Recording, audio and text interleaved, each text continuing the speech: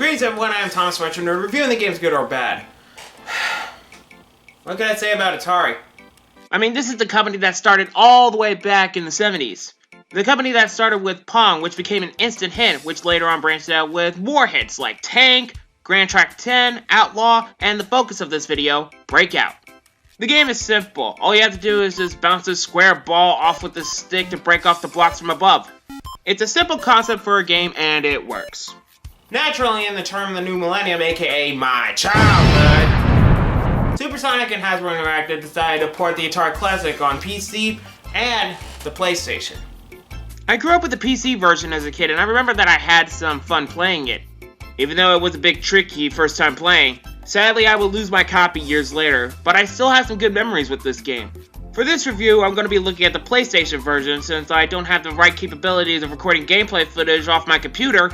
That and this is the only available version I could find. And one last thing to notify. I never grew up with the PlayStation as a kid. My childhood was all Nintendo and computers. Though once I got my PS3 back in 2011, I started building my PlayStation 1 collection.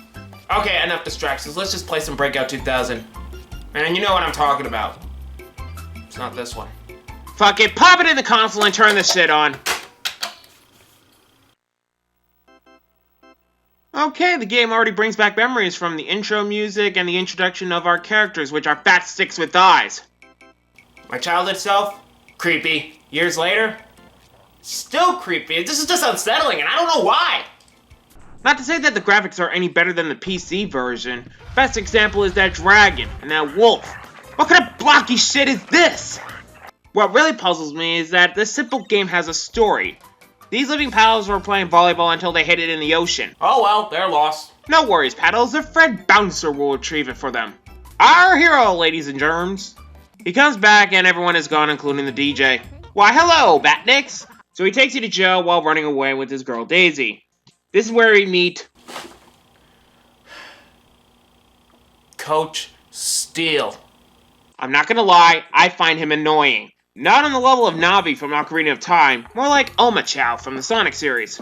He's supposed to be the ball that helps you throughout the game. If you lose the ball 3 times, your rank goes down and you'll be hearing this ratchet noise. Oh, I hated that noise when I was a kid. It ain't getting better here. If you're a beginner and you still fail, you gotta be really rank. Still, this sound is going to be in my nightmares for weeks. Well,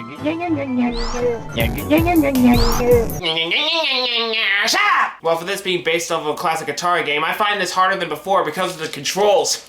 Whether using the DualShock or the regular controller, Bouncer is a sensitive paddle no matter how light I tap on the D-pad. It makes beating levels tougher than ever. You have 2 different control types. You have the traditional way, like how it is in the original arcade game. Then there is Slice, where Bouncer lays flat and makes angles easier to perform. That or make balls fly through the paddle. That often happens when I play any level. Ugh!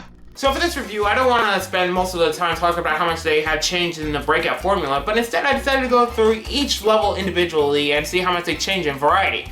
So, you might be thinking, oh, that sounds familiar. Well, fuck you! My review, my rules! After the tutorial, we break out of prison. Howdy har. Then we have to hop the fence to fully escape. No, wait, break the crates, then try to make a hole through the fence. This level introduced us to power-ups in the game, and I don't particularly care for it. Yeah, a game about bouncing balls to break blocks really needed some extra help. Now, I don't hate all of them. Some of them work good. The +1 gives me an extra ball, which I like. The stretch really helps me out when there's more than 1 ball on screen. Speaking of which, the ball splitter is very helpful in case you lose a ball from these wonky controls. Besides those, the rest just fucking blow. Most of them only last for 2 seconds, which is not helpful. Just take a look at this grow power-up. That's it. What is even the point of this? I don't get anywhere with these shitty power-ups. Yet I barely use them while playing this game. Who's with me? Don't care, let's move on. So after fully escaping from prison, we get to the— Whoa, Bouncer, close your mouth! You're gonna get the kids nightmares with that look! The first change in this game. The wolf chase. You hold down the X button to run away. To get the wolf out of your way, you have to flick the rocks back by rapidly pressing the X button while grabbing one. If you miss, you're wolf chow. Not a bad change, but it reminds me of the boulder chase levels from Crash Bandicoot. Made me feel like playing that game instead. The next area is in Egypt. We start off by destroying this pyramid to dive even further. destroying this wall to try to get the ball through. Also, each column you destroy glows red, and destroying a glowing block pushes the block closer, making it more nerve-wracking while playing. Next, you have to turn off the lasers to save your American friend. You gotta be perfect when hitting these blocks, or else they'll reset. Lastly, we have to hit this mummy until his health is defeated.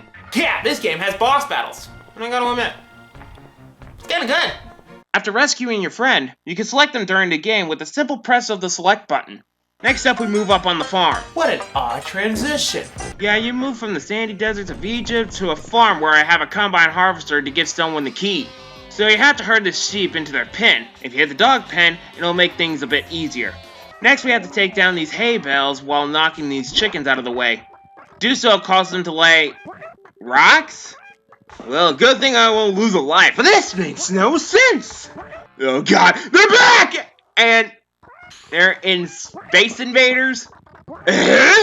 Son, just express your thoughts on the classic arcade game, Space Invaders. Oh, loved it. Classic. Okay, now imagine that with chickens, roosters, and ducks in the world of Breakout. What the fuck? Yeah, that's what I thought. Ay caramba, this is so confusing. So next we have to push the ducks off of the raft. Use Uncle Stan here since he doesn't suffer too much knockback like Bouncer. Wait a minute, I just realized he's big and he is slow. Oh, fuck you, game! Way to disrespect us Americans! Doing so, we rescue Magnus, who jumps out of the scarecrow without any help. Lastly, another wolf chase, this time with crates. Again, I'd rather play Crash Bandicoot than this. Now we move on to a medieval castle where a dragon taken this jack of all cheese. The weirdest thing is the knights work for the dragon? Oh, my confusion levels are rising here. Also, I tried Magnus and he sucks. Sure, he draws the balls back like a magnet, duh. But it makes it worse when I try to complete this level, which leads to more of this. I'm done. So we knock the knights away, which of course they can squash you. We head in the castle with 3 rounds of wall destruction, racing up a flight of stairs, which is pointless, and having a one-on-one battle with the dragon. You have to take a block from the castle walls and toss it to hit the dragon. By the way, if you run out of blocks, the game doesn't register that and you'll have to take a death from that. Now we move on to a factory. Last stop before we fight Batniks. All we do is move balls to knock down these crates, fitting pipes so the fluids could go through 3 times. This can get a bit tricky. And a boss battle that drives me fucking insane! It feels like I'm playing Pong with the computer, and the computer is finding ways to cheat and win! Well, we're boned. With enough care and patience, I managed to get all the blocks out and save combo. Now it's time to take care of this motherfucker!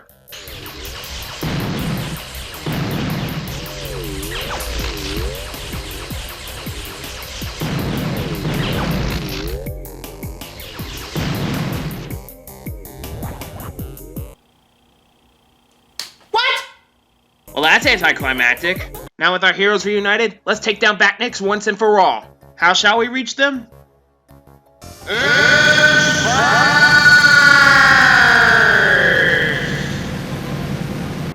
So first we fill the rocket with these fuel canisters. Next we have to defend the rocket from a meteor shower. This level was also frustrating, but I did manage to conquer it. Now we finally reach Batniks and we have to defeat him with a missile war. In this boss battle, you can shoot more than 1 missile to beat him faster. Just be sure to dodge Batniks' missiles while doing so. Once Batniks' meteor is down, we chase him down and we cut to credits. What? Yeah, we chase after Batniks and we're now in the credits. Feels like the game is over. Hold it! This has a surprise final level simply called Endgame. Oh, ha ha, fuck off. No, actually, it's the classic Breakout. It is fitting that this can be the final level of the game. To really test your skills is with the original that started it all. Surprisingly, I managed to beat it without getting a game over. With that, our hero is reunited with his lover, which is absolutely weird with this kind of context. Batniks is defeated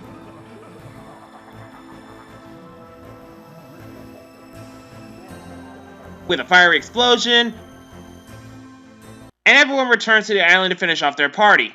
For bonus content, you can play as Daisy and the DJ in all the levels that you previously played. That's cool. There is also an art gallery showing the concept art for each level. Even one of them served as the inspiration for this review's title card. Now it's the end of the game. So, despite of all the bitching I've been doing throughout this entire video, I gotta admit, this game is okay. I mean, I have nothing else to say here. It's fine to do a remake based off of Atari's classic video game, Some of the levels that change up the formula is kind of unique and enjoyable, even though one of them makes me want to play something else. And no, I won't shut up about it! Overall, I had fond memories with this game. Now that I've played it recently, I remembered why I liked it. Feels good that I managed to beat this game at all is a plus. So if you manage to find this game, I do insist you check it out. Not too good, not too bad, it's just harmless. Well, that's all I gotta say about this game. I'm Thomas the Retro Nerd, thank you all for watching. See you guys in my next review.